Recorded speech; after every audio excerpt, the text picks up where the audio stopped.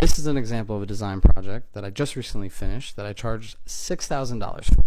Disclaimer, this video is purely for educational purposes so that young designers and creatives can understand the world of pricing creative services, since we're all just making it up as we go, and this is not meant to be a brag in any way. This project included a visual refresh for the business as well as website design and development. This client I've known for the last 15 years, and I actually used to work for them, and they got in touch with me because they wanted to relaunch their business as they move into a new genre of services and events that they provide. This is what the business used to look like, and this is what they look like now. This is what their website used to look like, and this is what the website looks like now. Now, I've made videos like this before, talking about what I've charged for the project and what I've delivered. And normally for a project like this, I would charge anywhere from $12,000 all the way up to $18,000. And you may be saying to yourself, wow, that's a big gap from what you actually charged. Here's why. I've known this client for years, and we actually first discussed this project like way at the beginning of the year.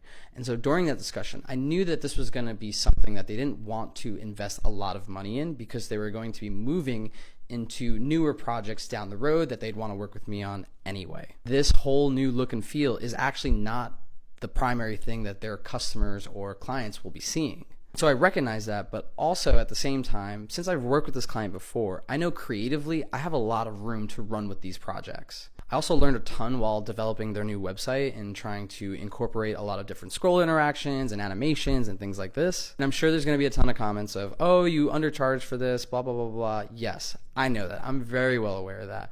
But this project really worked out for me in terms of what I created. I'm really proud of. And it also resulted in getting projects similar to this from other clients. All of this to say that pricing your work and pricing your creative services isn't black and white. It is constant compromise, and you need to be able to recognize that. Let me know in the comments what you think I should have actually charged for this project. And if you want more tips on design and your portfolio website and pricing, then make sure you like this video and follow me.